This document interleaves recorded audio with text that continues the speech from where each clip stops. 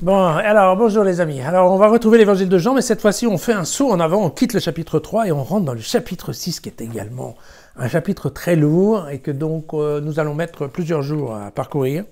C'est un évangile sur la notion du pain de vie, et donc un évangile très théologique, dans lequel on va trouver d'une part la multiplication des pains qu'on va voir aujourd'hui, ensuite on verra aussi la marche sur l'eau, et après on verra un développement sur le pain de la vie. Voilà, le pain de vie. Très bien.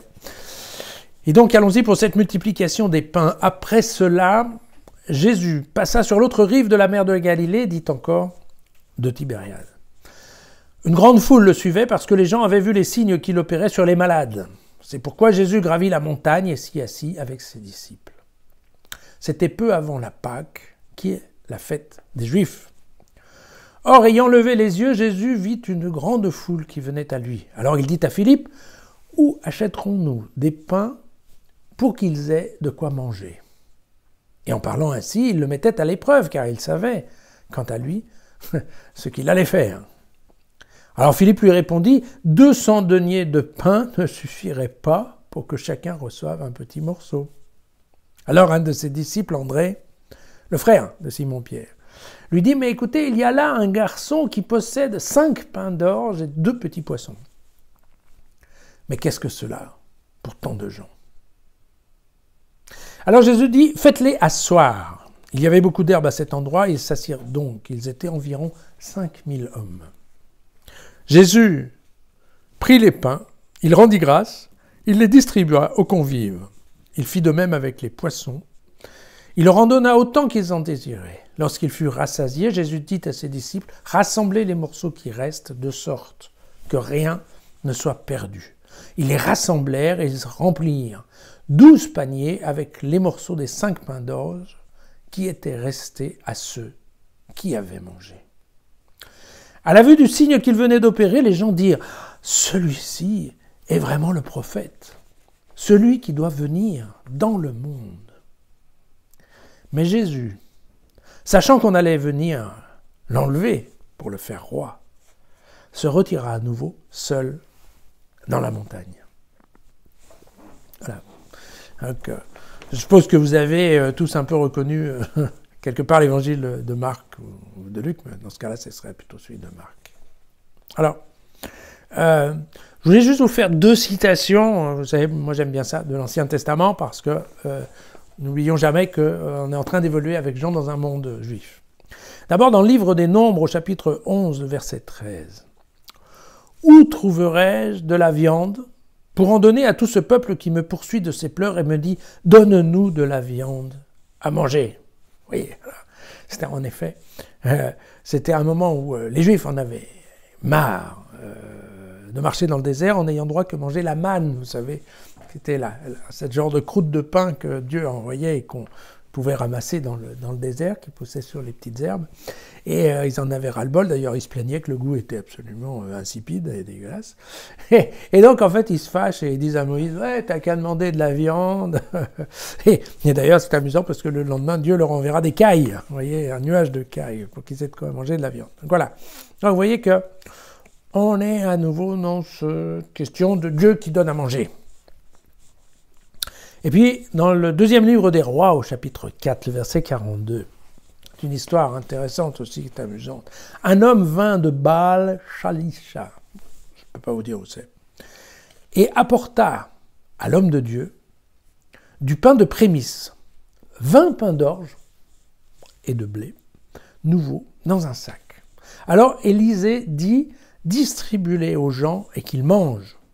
Alors son serviteur répondit, mais comment pourrais-je en distribuer à 100 personnes ? Mais il dit, distribue-les aux gens et qu'ils mangent, ainsi parle le Seigneur. On mangera et il y aura des restes. Alors le serviteur fit la distribution en présence des gens, ils mangèrent et il y eut des restes, selon la parole du Seigneur. Voilà.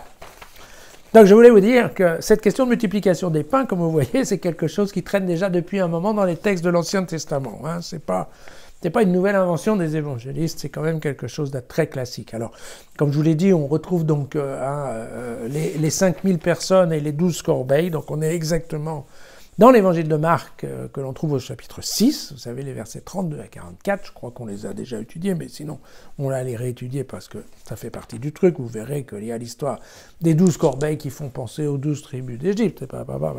La différence avec Marc, c'est que dans l'évangile de Marc et dans les évangiles synoptiques, ce sont, Jésus en effet rend grâce et bénit le pain, mais derrière ce sont les disciples qui font la distribution, alors qu'ici vous voyez c'est Jésus lui-même qui le fait.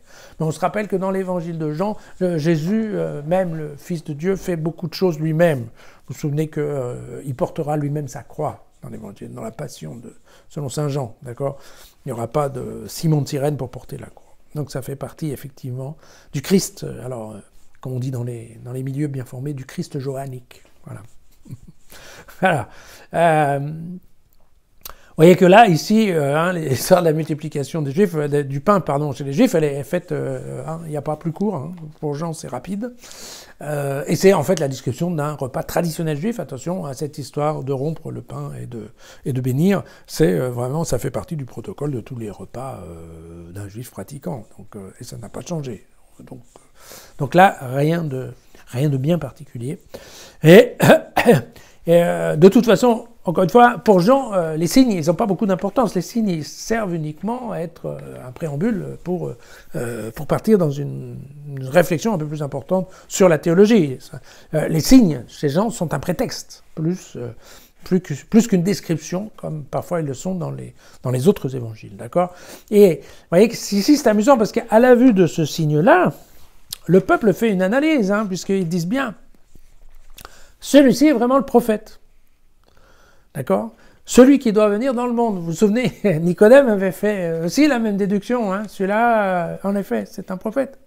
Il est l'envoyé de Dieu. Et vous voyez qu'ici, les gens ont fait la même chose. Et par contre, le peuple a fait une conclusion, a fait son analyse. Là, on est déjà quand même rentré dans une certaine théologie. Vous voyez que là, on n'est plus dans un truc où, ouais, génial, les gars, ils soignent les gens, c'est super. Non, là, on commence à être dans un truc où, ce type-là, il n'y a plus vraiment de doute. Il fait partie d'une certaine classe et il fait partie de la classe des prophètes. Typiquement, c'est ça. Et là, Jésus commence à avoir la trouille parce que quand on commence à dire il est le prophète envoyé du ciel, c'est quoi? Ça, c'est le Messie. Et vous savez, le Messie pour le Juif, c'est le roi. C'est le roi des Juifs. C'est le roi qui va revenir et qui va rendre son trône, il va s'asseoir sur le trône de Jérusalem, il va foutre les Romains dehors, et vous allez voir ce que vous allez voir. Israël va reprendre la taille d'avant avec des guerres, des batailles, des amitiés. Voilà, c'est ça. Et c'est pour ça, c'est cette erreur que depuis le début, Jésus refuse. Vous savez, de la même façon qu'il y a l'erreur sur le guérisseur. Vous vous souvenez, là, dans tout ce qui est les évangiles, de Luc, Marc, Matthieu, il y a toujours ce doute, là, ouais, non, attendez, je ne suis pas là pour guérir, ce qu'il faut, c'est que vous écoutiez ma parole, parce que moi, je suis là pour vous donner la bonne parole. Et non, les types, ils viennent pour les guérisons. Et là, vous voyez, ces gens, c'est toujours un peu différent, non, il est là, il est le prophète, et il vient, il est le Messie. Et Jésus de dire, attendez, non, je ne suis pas le Messie, comme vous le voyez. Je viens bien de Dieu, je suis bien envoyé par Dieu, mais je ne suis pas le roi d'Israël. Je ne vais pas m'asseoir sur le trône de David pour faire la guerre et foutre les Romains dehors. Et donc, quand il voit ça, en effet, Jésus se tire. Voilà. Surtout, n'allons pas tirer de conclusions un peu trop hâtives sur l'histoire de la multiplication des pains, et est-ce que ça peut être, et est-ce qu'il y avait des poissons, et pourquoi les poissons particuliers. Ça ne sert à rien. Dans l'évangile de Jean, encore une fois, le signe, il n'est fait que c'est un prétexte. Voilà, c'est un prétexte pour le discours qui vient ensuite, dans la troisième partie du chapitre 6, ça sera dans les versets 22 à 59, qui sera le grand discours sur le pain de vie qu'il fera à la synagogue de Capharnaüm. Voilà. Donc ce n'est rien de plus qu'un prétexte. À demain.